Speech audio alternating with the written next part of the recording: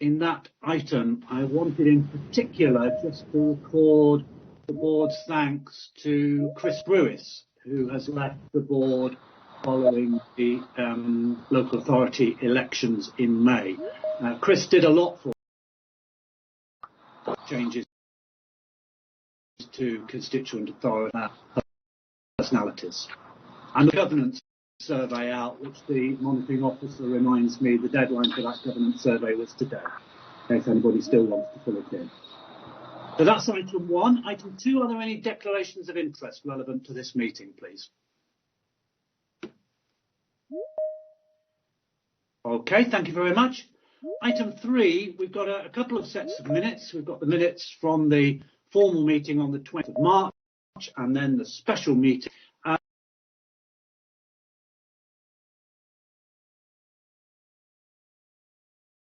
Report prepared TF.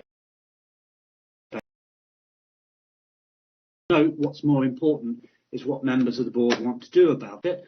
There are 3 items, the item on appointing a new chair, the item on returning to face-to-face meetings, what our options are in that regard, a consequential item, briefs committee, but then change. So,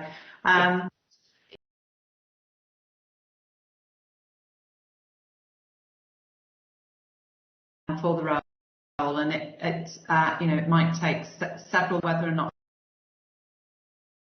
we need to have an interim chair before we appoint a new chair, which could be November time or something. So I think that's one consideration. And I think for the interim chair, I think that is something that for the new chair, that is something the General Purposes Committee, I think, would need to have a look at. And I think that's suggested for consideration in the reports, probably the sensible way forward. I don't have someone in the chair's role after you sadly that it will put us in a weaker position of moving forward. Very helpful. Let me come to Dan, because it's not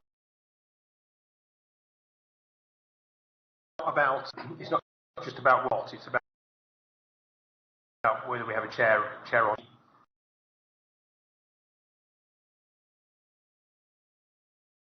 Being the sort of be a proper and advertised and all that, and in 3 to 6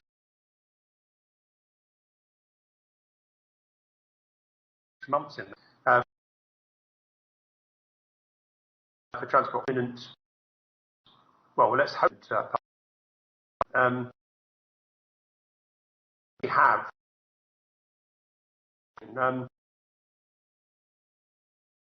To spend Louise's blushes, I think that it's a simple.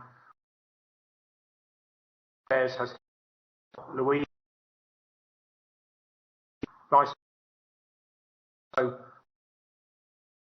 that's what my position would be. Certainly that would be the whole, whether that has through time, we'll do that. John, thank you. With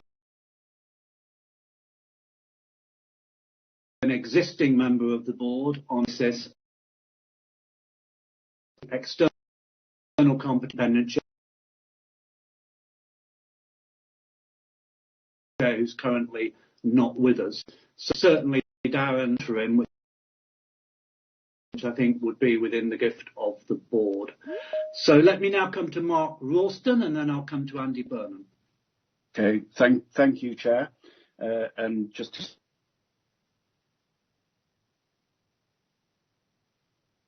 lost you then, Mark. We just lost Mark's audio, so I'll carry on, and I hope the Gary or the team can just see whether we can get Mark back. So let me come to Andy Burnham. I think his hand was up next. Andy? Thanks very much. Thank you, John. Afternoon, everybody. I would just want to speak in support of what Louise and Darren have said. I think Darren touched on it. There are some very big decisions looming on there in the coming period, and I think it is important that there is somebody who knows this board, know how people think, is ready to pick up things straight away, John, after your last meeting. So I would certainly be more than happy to see Louise move up into that position.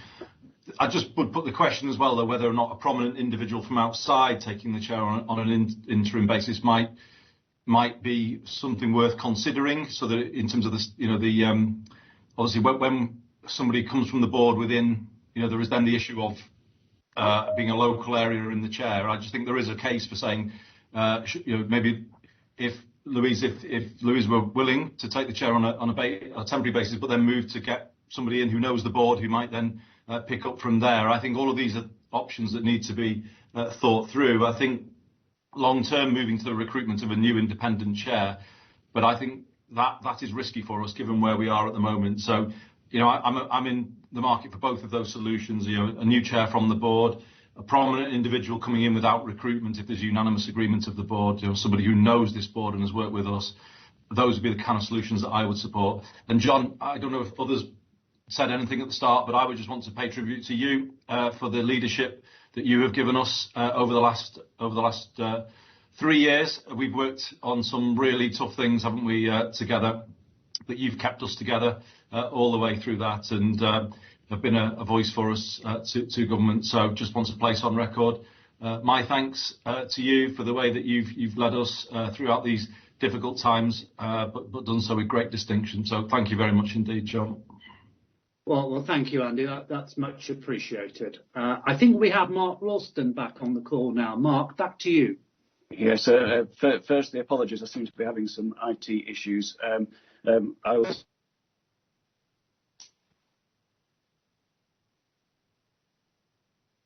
Sadly, Mark, I think you're still having some IT issues, so I'll keep an eye on the chat bar, and once we know you've got connectivity, we'll of course bring you back in. I'm just checking who else I have hands up from. I think Keith Little. If Keith, you want to contribute? I did, John, but I think we're all thinking along the same lines. I think it's important we get somebody in quickly, and I would certainly support Darren's proposals on that and Andy's. But also, John, I would just like to pay my respects to yourself. I think you've been a wonderful chairman, highly respected by the board, and wish you very well for the future going forward. Well, that's extremely kind of you. Thank you very much. So, yes, we do seem to be building a consensus here. Now I'm coming to other hands. Heather, can I bring you in? Heather Scott from Darlington. Thank you, John. Can I add my thanks? Obviously, you have taken this board forward, and obviously as a fairly new member, I found that you have been very supportive and helpful, and I support the suggestion that Louise is put in as an interim chair, and then obviously we look about appointing an independent person when the time is right. But I think it is important that we do have this continuity at this time. So yes, I support the suggestions. Thank you very much. Let's give Mark Ralston another crack if we have connectivity. Mark. Thank you, and apologies once again. If this fails, I'm sorry, Mark, it obviously isn't your day. Can I suggest you might want to put your comments on the chat bar, and then I will report them to the board. And can I come to the other Mark then Mark from Leeds. Over to you. Thank you, John, and hope my IT holds out. I'm sure that the point that Mark would also want to make on behalf of the LEPs is to thank you very much for the way that you have chaired this board and brought together both the political figures and also the LEP members. And I think from the LEP perspective, I would really advocate the consensus that does seem to be building, and strongly support appointing a well-placed independent chair, recognising how many critical decisions we have over the next few months. So I just wanted to add, as a LEP voice, my support to that, and to thank you once again, John, for your excellent chairmanship. Thank you very much. Can I bring in Jamie Driscoll, the Mayor from North of Tyne? Jamie, welcome. Thank you very much, John. Pleasure to be here. A lot of people have already said it. Obviously, we have the IRP coming up quite soon. And let's not forget the comprehensive spending review. So having a chair in place, I think, is critical, someone who knows the ropes. And just to say, as the most northerly representative here, I have no particular problem with someone from Chester doing the job. So Louise has my backing as well. Okay, and I'm looking at the chat bar and I'm picking up Mark's comments when they arrive. Yes, okay. Have I missed anybody? I don't see any more hands up, but just shout if I have missed anybody. Quite a big gathering. Okay. There's no further hands, Chair. Carrie, were you signalling there was somebody else wishing to come in? No, there's no further hands up, Chairman. Hands up. Thank you very much. Well, I think coming then to 11.1, which were the questions you were specifically asked in the paper, and let me try and sum up what I've heard so far. Whether there's a wish to appoint an independent chair of the Partnership Board, I think there has been some signs that an independent chair would be a good thing to pursue. Second was, if so, whether that person would chair the TFN board. That hasn't been specifically commented on, but I think the sense from people was if the right candidate was there, that might be something that commended itself to you. What you will receive then is a formal report at the formal meeting on the 27th of July. But can I just ask then for your authorisation of the third point, 11.13, which was if you wish to proceed down this course, then I think it would make good sense to adopt the monitoring officer's proposal to ask the existing member working group on the General Purposes Committee to draw up a recruitment process. And I think the sense from the board is that there must be an interim chair. And we've heard one or two suggestions on that, but that's something I think the working group could pursue with a mandate to ensure that there is a chair in place from the 27th of July when I retire. And I think there was strong support for Vice Chair Gittings adopting that position on an interim basis, whilst also pursuing an active recruitment to bring in an independent chair if the right person commends himself to you. Can I just take any nods, or if anybody wishes to gainsay that, does that sum up where the board is? Thank you very much. Thank you. The second item under governance then from the monitoring officer with the arrangements for formal meetings. So obviously the proposal is that we need to adhere to the fact that the window for formal virtual meetings is now closed, and there's a dual proposal there that we should continue to use Chief Executive delegated powers, Tim, for you to get on and make decisions swiftly and appropriately, that you will call informal board calls like this one to get the mandate you need from members, and they can be virtual, but we will do what we're doing with this meeting and make them open to the public wherever possible. But that the AGM on the 27th of July needs to be a formal meeting, and therefore arrangements are being made to seek to hold that in in Leeds, I beg your pardon, the 27th of July meeting in Leeds, and that will require some travel for those who wish to attend in person.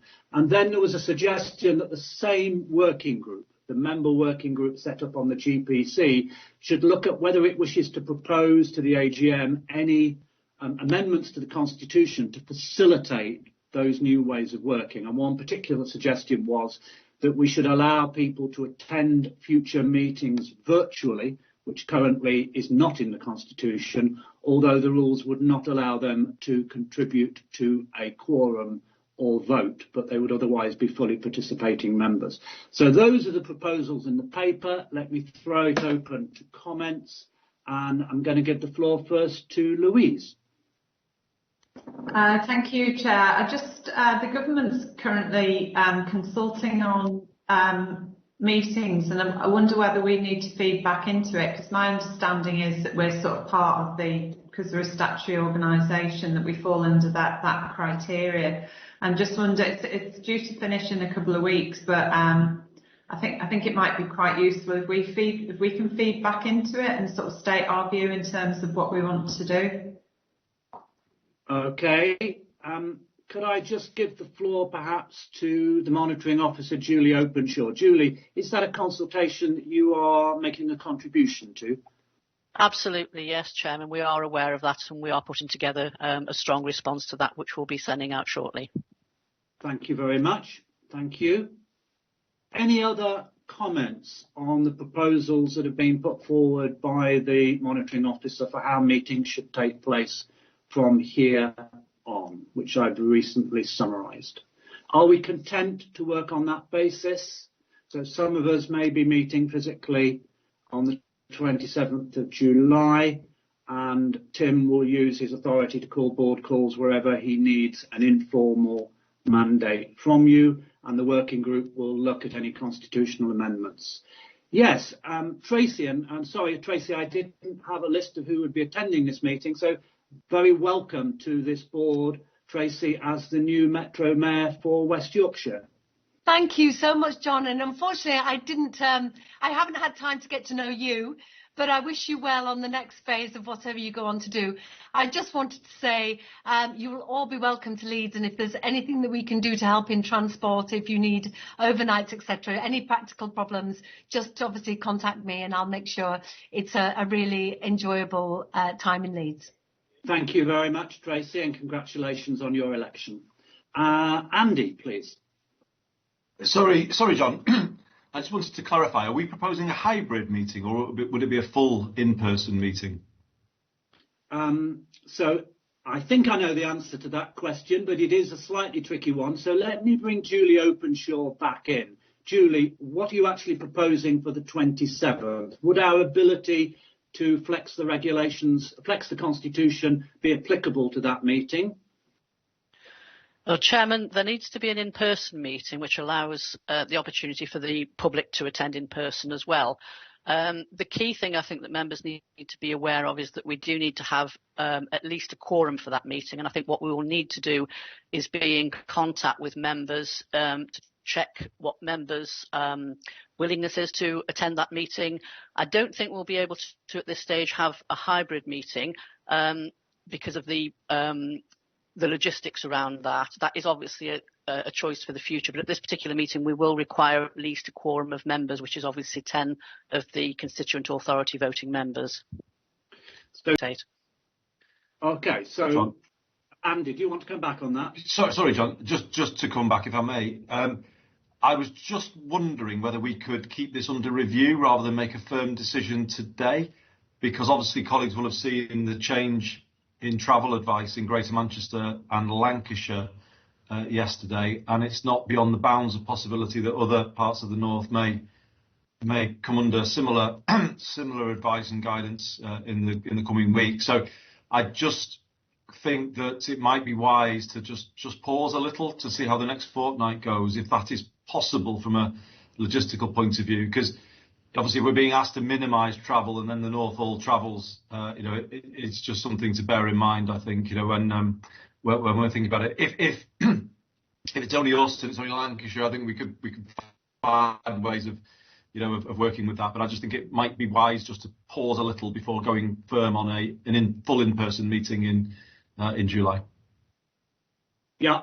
I'll come back with a particular proposal when I've heard from all of the members. Can I bring Steve Rotherham in next, please? Yeah, Chair. I noticed that the monitoring officer said that it was a constitutional issue. I actually think that it's a legislative problem that we've got, because our combined authority, the Liverpool City Region Combined Authority, had to change the regulations and the constitution, which we'd previously amended because of virtual meetings, because the government have said that meetings of councils, of local authorities and of combined authorities shouldn't take place virtually in the future. So I would imagine that we'd be constrained by the same thing. Indeed, Steve. So I think Julie's advice is we need the 27th of July to be a formal meeting because it is our annual meeting. To be a formal meeting under the new regulations, given the virtual meeting regulations have lapsed, as you rightly say, there needs to be at least a quorum of members in one room and it needs to be open to the public. And those are the arrangements Julie's making with Tracy's support in Leeds because we think we could do that. I think Andy's put a very relevant point forward. It may not prove to be sensible to ask anybody to travel very far, and it may not prove to be sensible to ask anybody to attend other than those required to maintain a socially distanced quorum.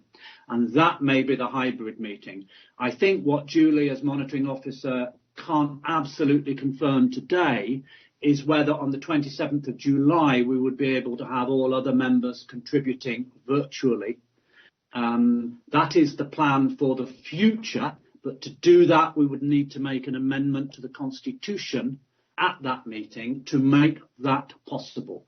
But what Julie will go away with is a desire to deliver the spirit of that. So I think if we have to have a formal meeting, we will limit the attendance to that required to meet the Constitution by quorum. Anybody else would be welcome to attend if the regulations allowed, but we'll look at a way to minimise travel, taking on board Andy's point that the situation may get more difficult in the next couple of weeks. I've got Stuart Swinburne waiting, and then I'm going to go to Jamie Driscoll. And I see Darren, and I also see Heather. So yeah. Stuart first, please. Thanks, John. Totally agree with what Andy was saying. We've got to be careful on the travel arrangements, and got my support on that, Andy. And I do hope that things do get better in Greater Manchester and Lancashire. So hope things do turn right. But I've been attending quite a few or several AGMs since the change in legislation on the 17th of May. And it all depends on, I think Tracy will know about this, about the venue, and make sure that you've got an adequate venue that can take the amount of people you need. But I think it is right that, in an AGM, I think you've got to make sure that you can attend as long as it is safe to do so. And that is the main thing. As Andy pointed out, it has got to be safe for members to be able to travel to the venue, and it's got to be the right one. So I would look forward to joining Tracy in Leeds if possible. But we've got to be careful about this and wait for any more movements of what's happening locally anyway. Okay, Heather Scott, please. Thank you, John. I was just I agree that obviously we've got to be safe, and if areas are restricted from travelling, but I just wondered whether there will be the facilities for anybody who cannot attend because of travel restrictions. Anyway, if there's items on the AGM that they wanted their views to be heard, can we have some kind of system set up so at least you can put your views in if we can't have a hybrid meeting? Thank you. That's an excellent suggestion, Heather. Jamie Driscoll, please. Thank you very much, John. Yes, I mean, Andy's suggestion seems to be getting universal approval here, eminently sensible as it is.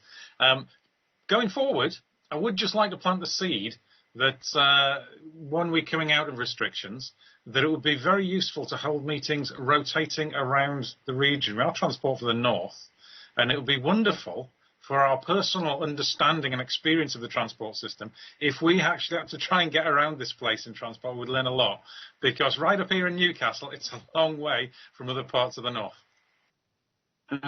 Very good suggestion, Jamie.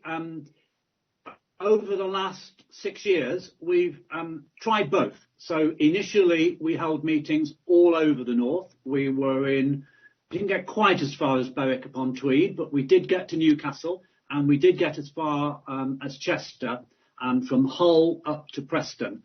Then there was a view from members that actually an awful lot of time was being taken on travel, and having done that, we sort of consolidated with alternate meetings each side of the Pennines, but tried to reduce the travel a little bit. But these things are very much a moment in time, and it would be entirely right for the board to say, if having had that period of consolidation, there was an appetite to make sure we again reached all the city regions and principal rural areas of the Greater North. So I think officers will pick that one up. And finally, and then I'm going to sum up, Darren Hale, please. Yeah, I just have some difficulty with the discussion in terms of as it unravelled a bit, because I hear what you're saying about obviously we would need a basic number of people to have a core AGM. But as far as I'm concerned, it's not an AGM unless everybody has the chance to attend and potentially vote, because that's the reality. You know, we're not that we ever come to a vote, and most things are done by consensus. But who knows, when you look at an agenda, what might be contentious or not? You're not always aware in advance. So my concern would really be, we can't have an AGM if people, because of travel restrictions, are effectively debarred from travelling. And therefore potentially wouldn't have their say, because it would distort the democracy. So my real concern would be that moving forward, I would hope that unless at that meeting people could potentially, if it worst case scenario it came to a vote remotely, they have to be there. Otherwise it is not a bona fide meeting in my view, because that's not fair if people, possibly because of their geography or possibly because of the area they live in, are prevented from exercising their democratic rights to be a member of this board. And going forward, I would like to see a hybrid model where people could potentially, you know, we could make use of Teams or Zoom, but again, only if by doing so you don't have a second-class membership and therefore not the right to take part, because otherwise you're just an observer, aren't you? You're no longer a participant or a board member. So I am sort of concerned about what Julie was saying as well, that if we have an AGM, so it's all right if just 10 of you turn up, well, it wouldn't be all right for myself, because I would think that that's debarring people's right to participate in an AGM. So I think we would have to keep, as Andy says, a watching brief, but we'd have to look again, surely, if people were debarred purely by their geography from attending. Thank you. Okay. So I think there's several key conclusions here. I think there's a consensus across the board that we will do our best, but we are still cautious given the fact we're not out of the woods yet on this dreadful pandemic. So I think what people are saying is we won't make final decisions today because the situation on the Indian variant, etc., just needs us to watch and see how matters develop. What I think the monitoring officer has very clearly set out, Darren, is that the government, by withdrawing or ending is the better word, the ability of statutory bodies that are required to meet in public to have virtual meetings, have prevented us continuing what we were doing before, which was having virtual meetings where everybody could vote virtually. So the idea of a hybrid meeting is the best way to maintain the right of some members to attend and some members, if they don't feel that's the right thing for them to do or it's possible for them to do, to contribute virtually. But contributing virtually, the regulations would not allow that to be on a voting basis. So as I understand it, you can't achieve the ideal situation you're looking for. But as well as Andy's very wise advice that we shouldn't make final decisions today, I think Julie has also got a mandate to go away and find the best possible solution to allow the greatest number of board members to contribute to the fullest effect. And clearly it will be for any new chair to work with you on how the board works. But you'll recall over the period I've had the privilege of chairing the board, I've always wished to avoid votes and see votes as something that we only do in extremis because of the need to have a pan-northern position that we've built by consensus and to operate on a single status basis. So as far as I'm concerned, anybody who contributes to this call has an equal right to a voice in that decision. And I think that's the spirit we should move forward on. So we'll pause that one there. We will leave the position slightly in pause as we understand the changing social distancing requirements, but stand ready for instructions from the officers on how we best make use of our meeting on the 27th of July.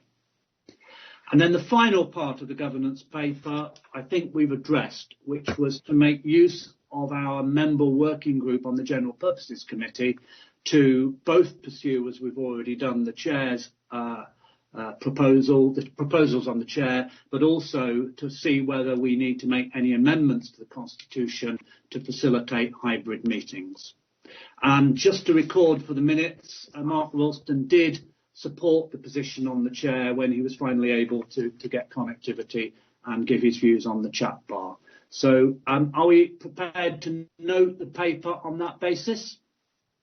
Thank you very much indeed. We now move to the financial outturn for 2020-2021, an important paper, primarily for note, very helpfully produced by our Finance Officer, Ian Craven, and Ian can answer any questions on the outturn. Are there any questions on this paper?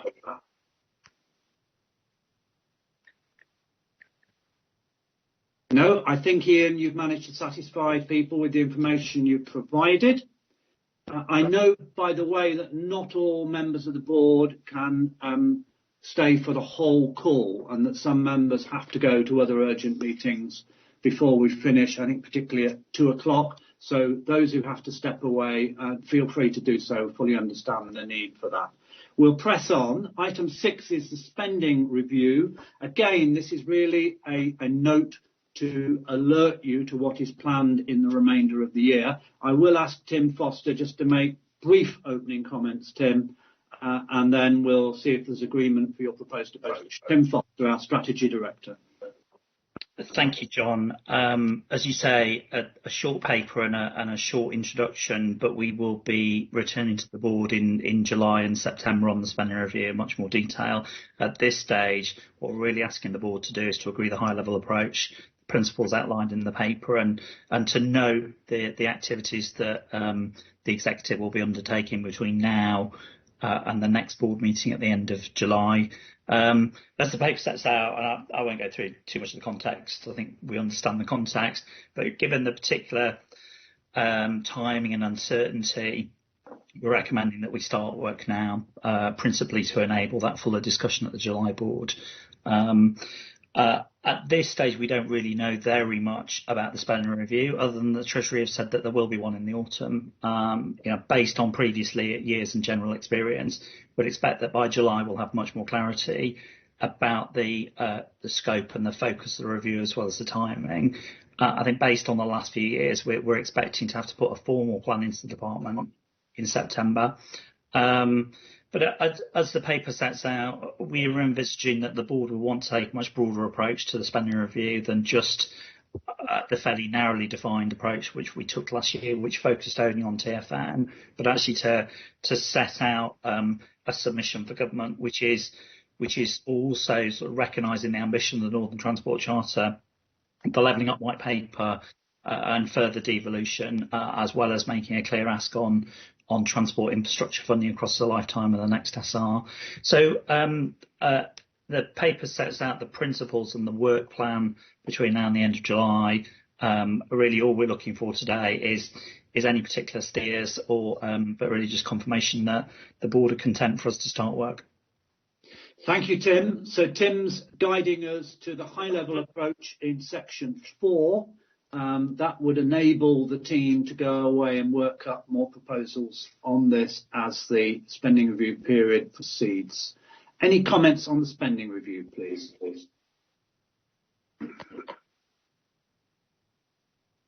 Okay. If not, can I have thumbs up for adopting the approach in section 4 as the basis for further work? Thank you, Lucy. Thank you, Jamie. Thank you, Tracy. Heather, yeah, I think, Tim, you've got the mandate you need to take this work forward.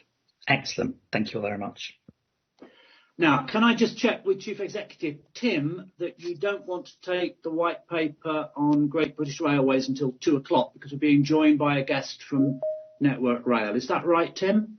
That is correct. We're being joined by the Chief of Staff, Anna Chandri, at 2 o'clock. Unfortunately, that's a first time he can join us, John. Yeah, so I think it would be very useful to have Network Rail with us for this discussion because they are so pivotal to the proposals in the white paper. So I'm going to, with your agreement, move to the other items on the agenda, 8 and 9, and come back to item 7 at 2 o'clock.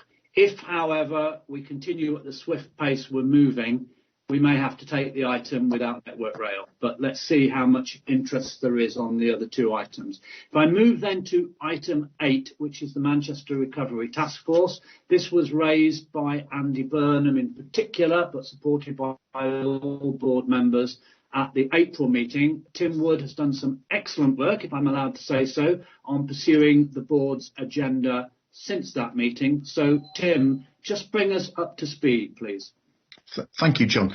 The report provides members with an update on the work to address the congestion on the rail network in and around Manchester, following discussions at the previous board meeting and the meeting of the NTAC, so Northern Transport Acceleration Council, a couple of weeks ago. The NTAC meeting followed a number of concerns raised about the aspects of the short-term service changes. Members were clear the ask of making short-term changes to services with connectivity and economic downsize was not matched with the required level of commitment and clarity around delivery of the full infrastructure programme. So following discussions with the NTAC attendees, TfN has developed a pathway to resolving the complex issues around Manchester, built in around a new collaboration with the DfT.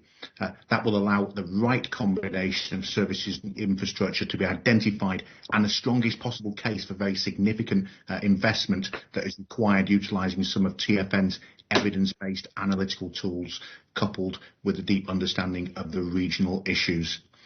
We've already held one hot house on the services, and this will be followed with further work with the task force and discussion with the committee members. And I'm really pleased to say that Richard George, well known to the board members, has agreed to assist with this process. On the infrastructure side, a similar hothouse approach is proposed, with the first one planned next week. The sessions will include a review of various infrastructure proposals. It's really helpful that the Rail North Committee, in summer of 2020, indicated they were open to considering alternative options so long as they were backed with detailed evidence. So that ultimately will give us the right options on the table for the North. And the one thing that is really important, it was helpful from the letter from the Secretary of State recently received by TfN and sent round to members, a clear indication that TfN working collaboratively with the department, really driving at the right solutions at pace to make sure that ultimately we can move on with design and getting the infrastructure in to unlock Manchester and, of course, the wider area. So we will now bring forward further reports as that work carries on. And I'd just like to ask Rich George, I think he will become really helpful to us to break those sort of log jams, use his really helpful background into the railways and timetabling, not to write timetables or draw up infrastructure plans, but actually be the oil between the cogs, so ultimately we can release Manchester from what we've seen back in the 2018 timetable disaster. Richard, I just wonder if you could just speak for a few moments. Yeah, sure. Thank you, Tim. Tim, as you know, I'm very, very happy to help. It reminds me a bit of where we were in 2018 when I was asked to come in to help then. I can give my views, I can give my opinions. I have no formal position in this, but I will do whatever I can to help. And as I said in 2018, I'm not a miracle worker either, but I can use my experience to help wherever I can. Thank you, Richard. It's really helpful to have that input and to have you back working with us. Andy Burnham, please. You raised this at the last meeting. How do you feel about what's happened in the months since?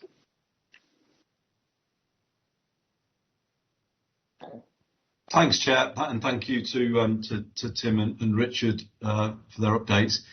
So I feel our approach has been vindicated by what's beginning to come through here. And I think this makes the case for this organisation, because we wouldn't be in this position were we not in the position we are, where we've been able to intervene. So the idea now that they're minded to consider December 22 changes, I think makes a lot of sense. and that was obviously our suggestion that we put to them. It feels as though it has galvanised the issue in the minds of the department. I'm really pleased, Richard, that you've agreed to stay. I think you've always brought clarity to these issues for us as a board, so it's reassuring to me that you continue to be there helping us get through. I think it's a question of will, I think, to solve this. It's not so much the solutions are there, if people, in my view, if people want to take them. I'm grateful to other members of the board as well for supporting that exceptional meeting of the Northern Transport Acceleration Council. I think it was the right thing to do. Obviously, it's not just about us; it is about the wider picture. But John, my reason for intervening, while saying that it is going in the right direction, I just want to say I think we should continue to play hardball on this. I don't think we've been treated properly, given that it was 3 years since the debacle and we're still here. And we were in a position that was not a satisfactory position for this board to be in when the proposals came back from the consultation. I think we should, be tough in what we're asking for. I think it's having the desired effect. But I know colleagues have made the point about the IRP. I think that absolutely should be part of this. We will not be able to judge whether the infrastructure proposals are right until we see the IRP and how it all links together. So I think this is moving in the right direction, but I don't think we should slacken off the pressure, even though they're talking about December 22. I think we need to keep the pressure on, actually, because it's created some movement, but it's not enough yet. So I just wanted to intervene to say that, John. And obviously we do need clarity, don't we, now, about options and all the issues that individual members of the board will have. So I think it's progress, but this is the moment to kind of to keep high demands about what we want from this. And the IRP, it's actually a bit ridiculous increasingly that we're not being given that, because our ability to see the big picture is completely limited without the IRP, and that needs to be played a bit more strongly into it from here on in, I think. But thank you, Chair, and thank you to all members of the board for the support. Thank you, Andy. Jamie. Thank you, John. I'm not sure if there's a officer support there for note taking and reporting back, because I understand that's been a little bit stalled, and that would certainly help. Thank you very much. Tim, do you just want to comment on Jamie's point? I'm sure you'd take Andy's point anyway, but particularly Jamie's point about officer support, because you did take some action on that. I did, and we have agreed with the department that we can attend the NTAC meetings where we're talking about the Manchester Task Force work. So that's not attending all meetings, it's purely that one. I think it's a signal from the government, a positive signal that we're moving forward. And Andy is absolutely right. He used that word system. Unless you understand what the system can do, and of course we've got TransPennine upgrade, HS2, Northern Powerhouse Rail and other works that Network Rail doing, we need to understand how they all integrate.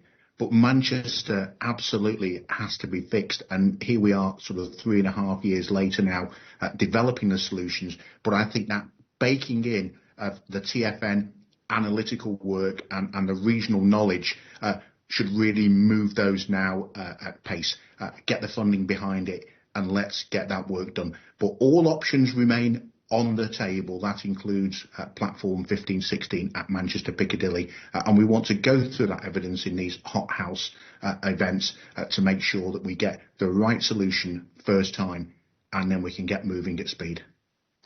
Thank you, John. Thank you, Tim. Any other comments on Manchester Recovery Task Force? Okay, we'll take this forward as agreed.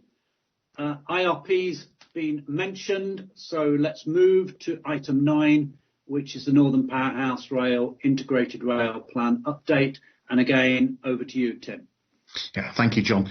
The paper before you provides an update on progress to date on implementing the scope of work agreed for Northern Powerhouse Rail for this financial year 21-22.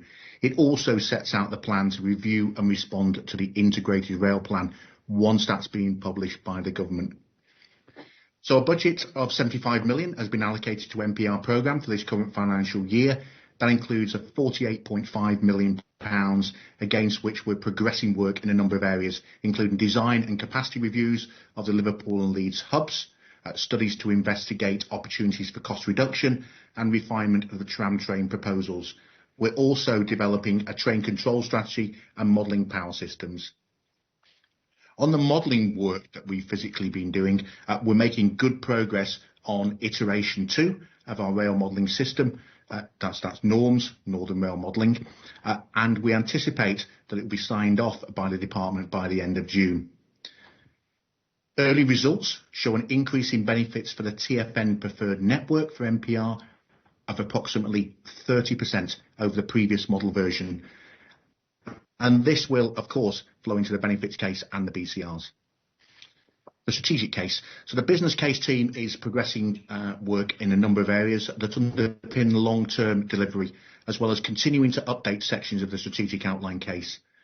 We're also undertaking scenario planning against a range of possible IRP outcomes so that we can assess the amount of work that will be required to complete the strategic outline case and the timelines associated with that. So around the IRP and the response plan, we've assembled a TfN-wide team led by Tim Foster and Louise Haywood to undertake a rapid review of the IRP and provide a synopsis to partners as quickly as possible after publication. And of course, we will convene a discussion with the board and call a formal board meeting if partners determine this is required.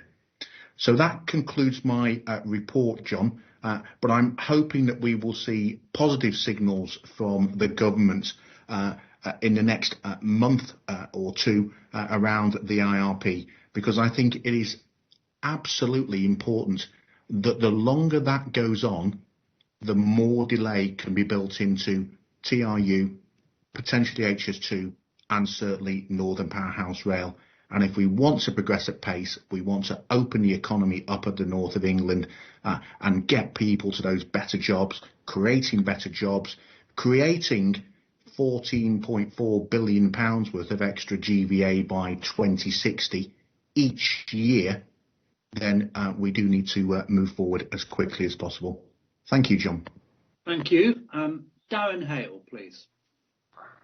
I think Tim knows probably what I'm going to say, which was that obviously I'm glad he's reassured, because we were promised in February, we were promising definitely before the local elections, then we were told Purdah would get in the way, we were told definitely after the local elections.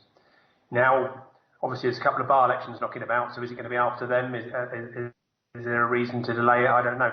I mean, the danger is there's always going to be an election, isn't there? So I'm just worried, when are we actually going to see the IRP? And I suppose the cynic in me always says that when it's delayed often until after an electoral cycle, you always fear it might not be good news. So perhaps I'm just cynical in my old age. But so have we any mood music, Tim, from government as to when it was? I mean, on that ITAP meeting, Chris Eaton Harris sort of joked, didn't he, that Parliament works in different seasons to the rest of us. Do you remember? He said. So and that was a reason that there had been a delay. But I suppose I've been asked by our local radio to speak again, because they always come to us after TfN boards to say, well, where are we at with the IRP? Where are we at with rail electrification? And we just it does damage the democratic process, the fact that there's these sort of inbuilt delays. So are you able to give us any comfort, Tim? Can I just ask Tim to pause 1 second, Darren, only because I have a couple of people wanting to speak. I have to leave at 2. So I'd like to bring them into the call while there's still time for them to contribute. And then, of course, I'll bring Tim back in to answer your question. Can I come first to Tracy, please, and then to Jamie. Tracy first and then Jamie. Thank you so much, Chair. And it's on the back of Darren's comments. And we can't continue to wait like this. It feels like we've been strung along. It's so important that we get that. I know you may know that Councillor Hinchcliffe and myself wrote to government about the delivery of this plan. Is there anything that we can do to add extra pressure on government to make sure that it doesn't slip to the autumn, because everything is going to be paused? And all the work that I want to do as the new mayor and to deliver on transport is going to be waiting for government month after month, and the heat is going to go out of it. Our need for devolution when it comes to transport. What can we do, Chair, to try and make our case to government that this is holding us all back, and also their levelling up agenda? Thank you. Jamie? Jamie has just... No, thanks. My points have been made. Thanks very much, John. Okay, thank you very much. Andy? Thanks, Chair. I was really struck by the 30% figure that Tim gave, and that's in the briefing. So a 30% increase in the expected benefits, which I think in my brief says has a significant increase in the overall economic viability. Doesn't this reinforce the need for ambition, Chair?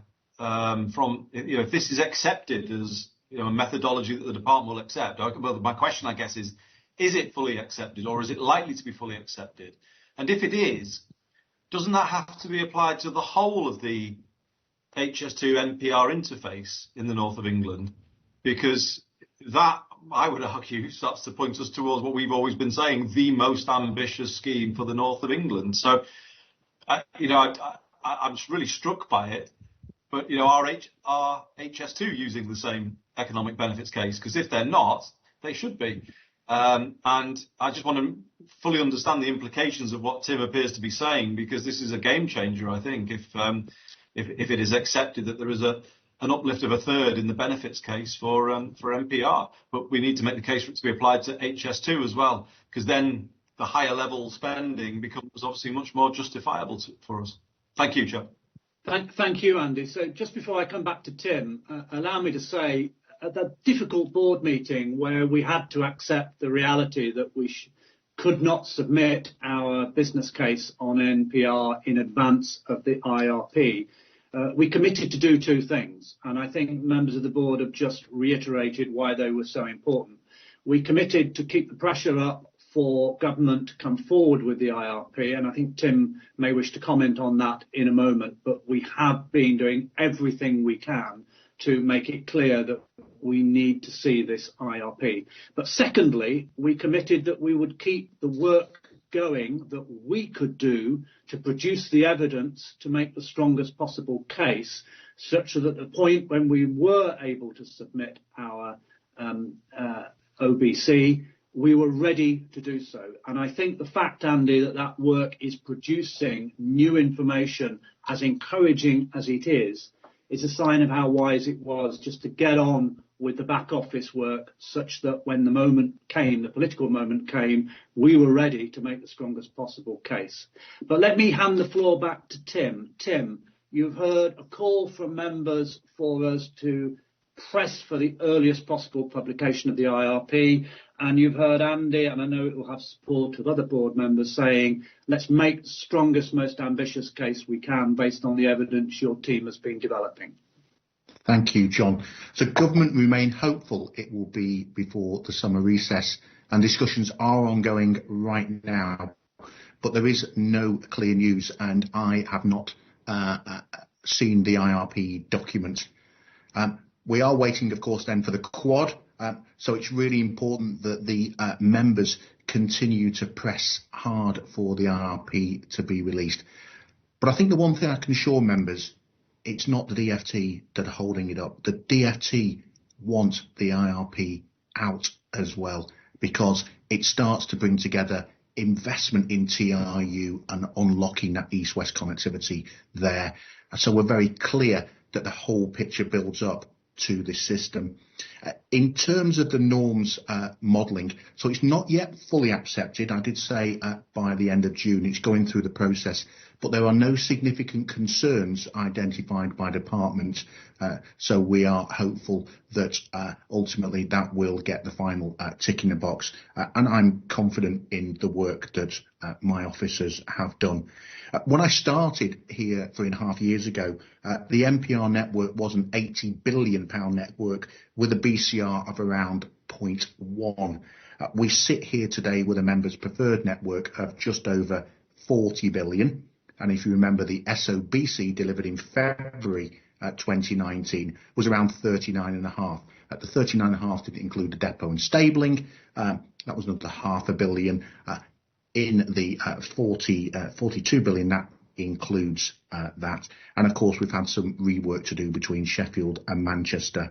So ultimately, the IRP delay has actually been helpful to this point because it has allowed us to complete iteration 2 for our modelling work. And that's been really important. We wouldn't have been able to show this work. And our intention is, as co-clients, to use that modelling iteration 2 within the delivery of the SOC document. So the IRP is the precursor. As soon as we see that, we will then immediately get on with delivering the strategic outline case, and we would like to get that done by the end of the year. Ultimately, of course, as Tim Foster talked about the CSR, we'd like to see a multi-year CSR, and we'd like to see some substantial funding towards the MPR programme, so we can really start to move at pace and get levelling up the north of England. Thank you, John. Okay. Thank you very much. That's as encouraging as I think we can be, given we still have no firm news from the centre of government. Let's note the report then. Tracy on the chat bar had mentioned that those who have to leave the meeting at 2, could they have an update, Tim, on our deliberations on item 7, anything they've missed? I'm sure we can make that available to anybody who's had to leave the call, because we'll know from our records who those people are.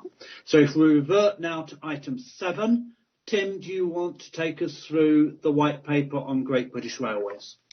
Thank you, John. As all board members will be aware, the long-awaited William Shapps plan for rail white paper was recently published.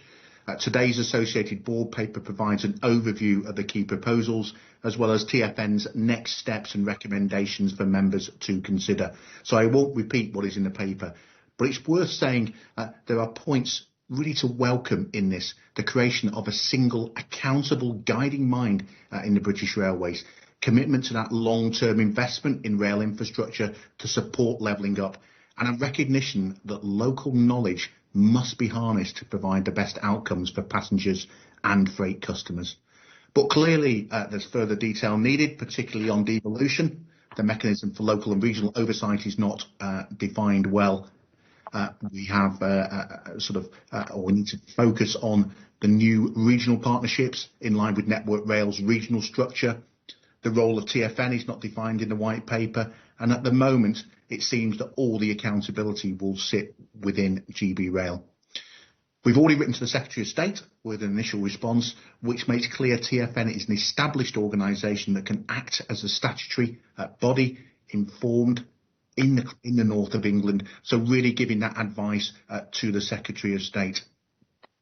Our initial response makes clear, as the government statutory partner in the north, we're not only committed to making the William Shapps plan work, we are uniquely placed to make this happen quickly to the benefits of our residents and businesses.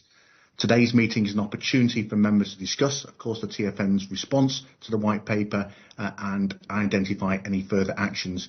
It should also be noted that Sir Peter Hendy sent his apologies for today's meeting. However, we are joined by Anna Chandara, who is the Chief of Staff from Network Rail. We're going to set up a separate briefing with either Sir Peter or Andrew Haynes for members in the coming weeks. So hopefully Anna is on the call, and I'd just like to ask him to address where he sees the development work going for GB Rail. He's been tasked to do this by Andrew Haynes, the Chief Exec of Network Rail, and also how he sees that sits with TfN support. So Anna, welcome to the meeting, and over to you.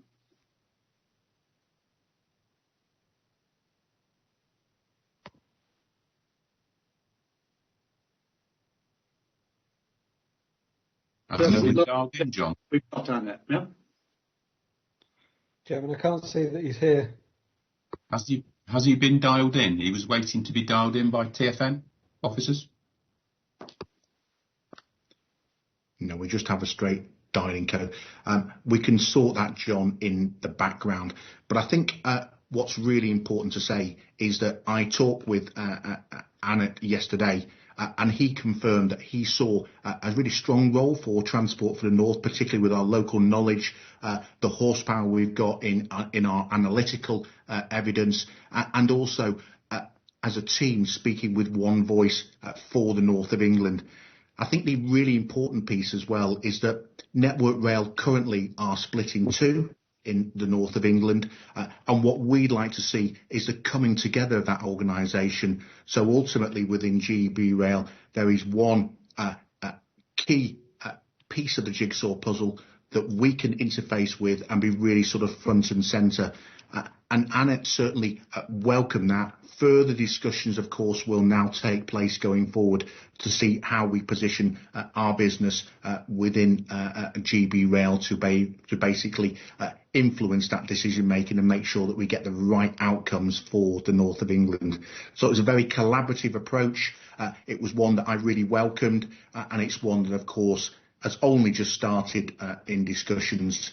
But Anna will be leading that for Network Rail, and I think it's a really important thing that we've already got to that positioning, and going forward, of course, we will develop the plans, work with our members, and really sort of bring that forward as quickly as possible. Thank you very much. We may not have Annette, but we do, of course, have our good colleague Graham Botham from Network Rail. Graham, not to put you on the spot, but was there anything you wish to say?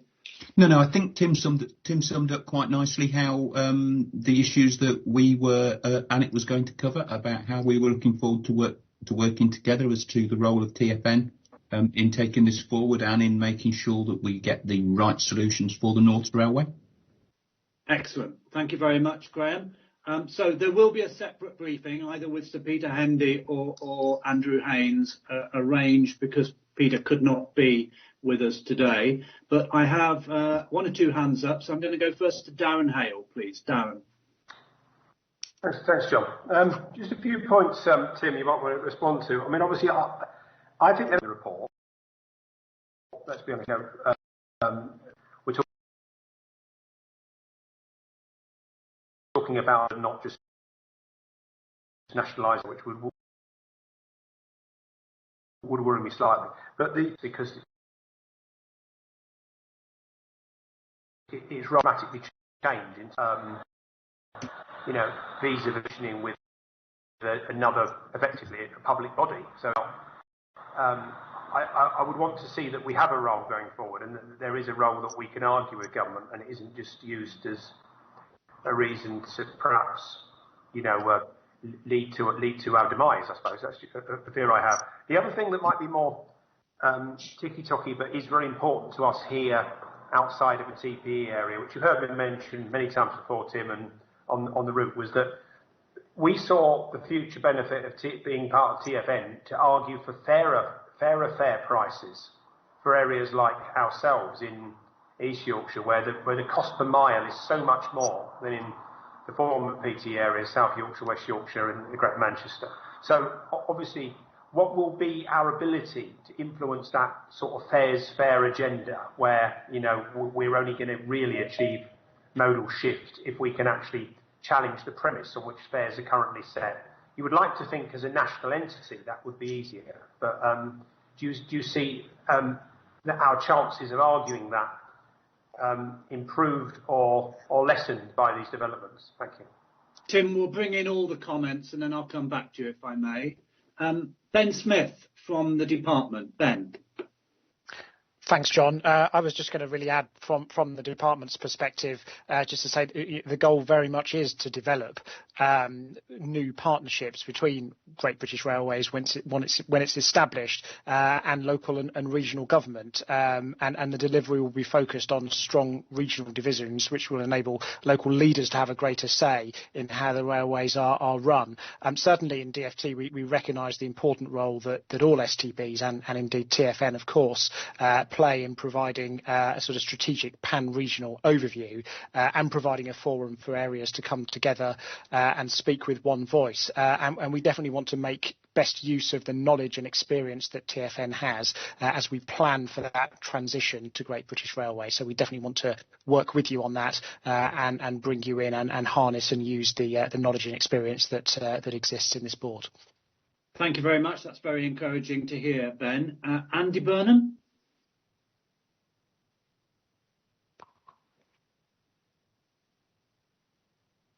I think Andy may have just had to step off the call. I think we may have Annette with us now, so I'm going to give one more go just to see whether Annette wants to make any comment on behalf of Network Rail. Hi, John. Yes, I'm here, and thanks for the invite. I think Andy's trying to come back in as well. I've read the paper that was written in the pack, and I thought that was a really good summary of the white paper, so I won't repeat any of that. But just a few words from us, from Network Rail. As many of you will have read in the white paper, one of the comments was around a need to set up some interim arrangements. And the reason for this is simply because legislation will take some time. We think April 24 is kind of the earliest we would have the EBR body set up formally. And of course, as we all know, there's quite a lot of work that we need to get on with in the here and now. So Andrew's been asked to put together those interim arrangements, which in the first instance will be about bringing together some elements, as the white paper says, some elements of the RDG. It talks about elements of government, by which that's very specifically DFT, and also Network Rail into a guiding mind, in a way that we can start taking some early decisions. Now, I wouldn't imagine that would have any direct impact in the near future on organisations like TfN, as Ben was just talking about in terms of the longer term role. But absolutely, as part of that process, what we envisage is some strong interaction with organisations, strong collaboration and talking to people as we then go about beyond those first immediate steps of what those interim arrangements might look like going forward, as we start to bring together the industry under this under the interim arrangements. Between us, there's some good stuff to work off, given the positive I think arrangements we've been increasing the collaborative approach we've had between our Network Rail and Transport for North. But we've got to remember, this isn't about Network Rail on its own. It's as we grow this interim capability, it is about the industry as a whole. In terms of broad feedback on the white paper, or broad views on the white paper, we're really welcoming of the white paper. We think it's absolutely right about bringing industry together, and we also recognise that it's the start of the end of Network Rail as we've known it up until now, and it's about time that happened. Probably those are the few kind of intro comments that I'd make. Thank you, Annette, and thank you for joining us today. Can I come now to Heather Scott, and after Heather, I'll come back to Andy Burnham. Heather. Thank you, John. And obviously, on behalf of the Tees Valley, we do welcome this white paper. There's a lot of positives in it, and I think particularly to have greater local influence, and we would like to see the formation of a Tees Valley North East partnership, so that we can have an input into it, and that will really bring it down locally, because very often we do feel that we kind of, everybody says transport for the north, but we're really northeast. So I think this is something, and I'm quite sure, I think that Jamie Driscoll has gone, but I understand that that's something that the northeast leaders would like as well. So that's just a general comment, but yes, welcome the white paper. Thank you, Heather. I would be very much welcome in Berwick upon Tweed. I could add my support to that as well. Andy Burnham. Thanks, John. I would want to echo what Heather just said. I welcome the white paper. I think there's lots in it that we can really support. What I would say, John, in many ways relates to the TfN paper overlaying it, this discussion. I would welcome, obviously, TfN involvement on the advisory board, or whatever the group is that's doing some of the detail work.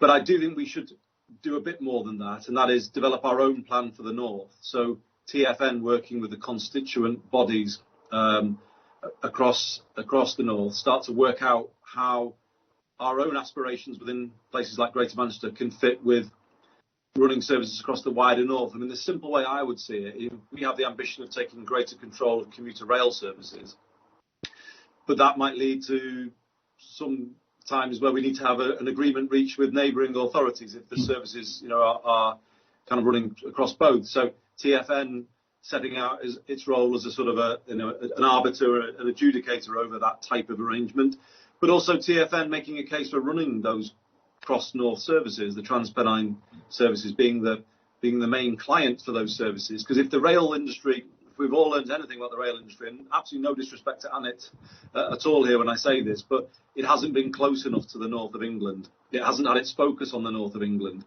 And we're the only part of the system that does have that absolute laser focus on the north of England. And the risk for us here is we might get some localised devolution, but the national attention might go back to this controlling mind at a national level that's focusing on other places other than us. And I think TfN, oops, I don't know if you've still got me, John, but... Yes, yeah, we're listening very much. Can you still hear me, John? Yes, indeed, I can hear you, Andy. Apologies. I think TfN needs to make a role for itself as both a sort of an adjudicator between city regions, but also the clients, if you like, for those pan-northern services. One last point very quickly. One thing that doesn't have to wait, in my view, is station devolution. I see no reason why the combined authorities and the local authorities on this call can't start working now to see some of the station assets devolved, because some of them are very neglected. They are inaccessible to disabled people. I would say they are community infrastructure rather than rail infrastructure, because they are buildings that are part of the local fabric. And I think it's an appeal, really, to move much more quickly on station devolution, because I think the rail services could have a quick improvement for our residents if local bodies that care about those assets are given more control over them, are able to work on the accessibility of those assets. I think that is something that can move more quickly because it's less complex than devolution of rail services and track and signalling, etc. So those would be my thoughts, John. Thank you very much. Thank you, Andy. And can I bring Steve Rotherham in, please? Yeah, thanks, Chair.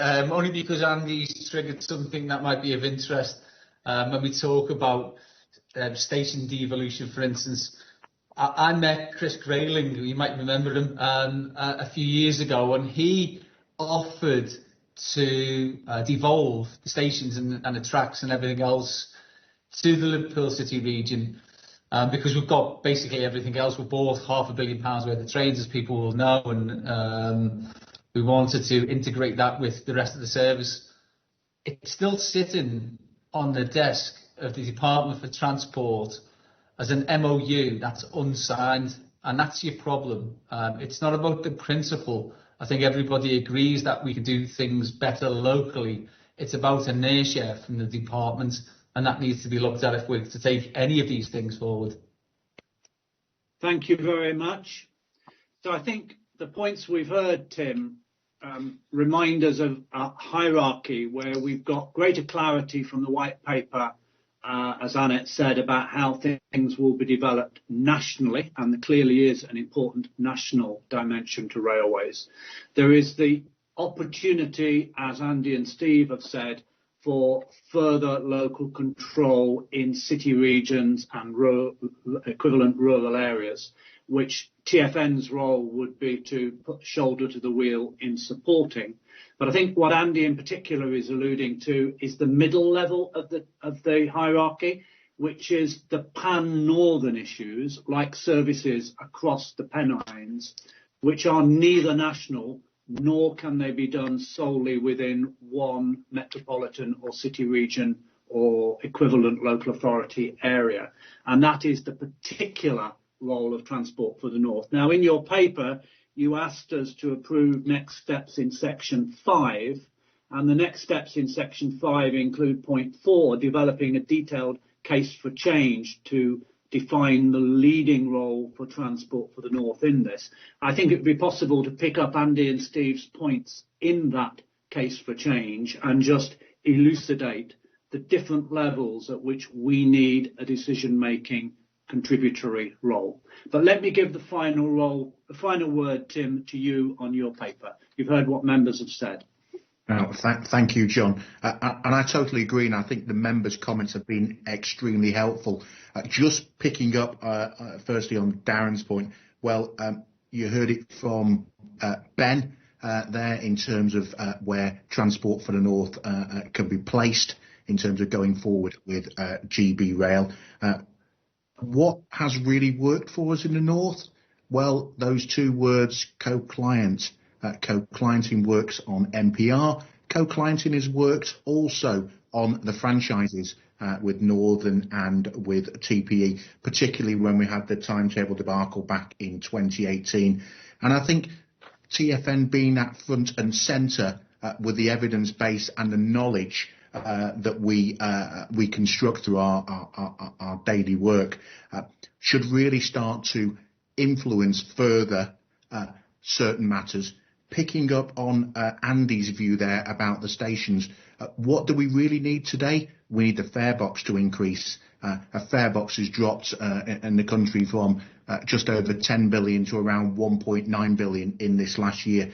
So we want those stations to be accessible to all. And Andy, I'm sure you won't shoot me for this, but if we carried on with the development work we have at the moment, you'd probably be around 100 in 2070, and we would have full compatibility for anybody to visit the stations and use those just up here in the Manchester area. And I think, that says a lot, that local knowledge, that local influence, and being funded to be able to do that work and really support it, I think ultimately shows that it does work, some of that local power. Mayor Rotherham alluded to that as well, what has been achieved in Merseyrail. It is the best performing train operating company in the country, year in, year out. The stations are clean and tidy. The trains have been renewed. And I think that's been a really important point. But getting that government support and that collaboration in achieving the overall objective, which is get the passengers on board, trains leave on time, arrive at a destination on time, they get a seat and they've got connectivity. That's what they're really interested in. And of course, by using the trains, getting them out of the cars, very much supports the modal shift, the decarbonisation of the north of England. So it's all interlinked. And bringing that forward, I think what we've heard today is some really positive comments that absolutely, John, will come back once we've completed our review and put a further paper to the board. Thank you, John. And thanks for that, Tim. There are some important additional comments, which I won't go through in detail in the interest of time, on the chat bar from colleagues, LEP colleagues, about the economic dimension, and a particular plea that we don't allow this structure to become too complex. I think we can see how the elements could work together, but complexity can sometimes defeat us. So we'll make sure those points on the chat bar are picked up. So can I ask members for approval then for the recommendations in paragraph 6 as amended by the comments of Darren, Steve, Andy and others, that we approve the next steps as set out in section 5, and that the team will bring forward a more developed position as they work with colleagues in Network Rail to make a success of Great British Railways. Do I have your approval for that? Thank you very much, Heather. Thank you, Lucy, colleagues. That's helpful. Okay, just one last check at the chat bar to make sure I'm not missing anything. Yeah, Louise just reminded us of the very important climate change aspect of this as well, how it links with climate change emergency, which is a good way to end the meeting, because we should never forget that we need to link all of our work with the zero carbon agenda. So, Tim, let me give final word to you as Chief Executive. Has this meeting delivered what you needed as a mandate to move forward to the annual general meeting at the end of July? Thank you, John. Yes, it has. And thank you to members as well for being very clear and concise in terms of the messaging. And also the department. Ben, your comments were really welcome.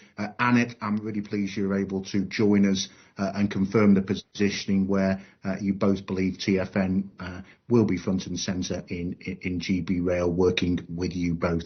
We really look forward to that. And John, we now look forward to the AGM going forward on the 27th of July, of course, with the understanding of the fast-moving picture of COVID at the moment, the awful pandemic that we are still, unfortunately, in the midst of. So there are some matters that are being dealt with at national level where we await decisions from others, and we'll keep up our pressure to get those decisions as quickly as possible. The things that are within our gift, you've made some clear decisions on how you wish to proceed with the chair of TFN, and that will be built into the AGM. And in addition, we've got a watching brief on just how that meeting will run to allow all members to contribute, to take Darren's point, in the most effective way. So let's watch out for further information from the monitoring officer.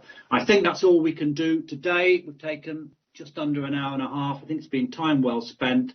Thank you very much for your contributions, and we'll see you one way or another in Leeds on the 27th of July. Thank you and good afternoon.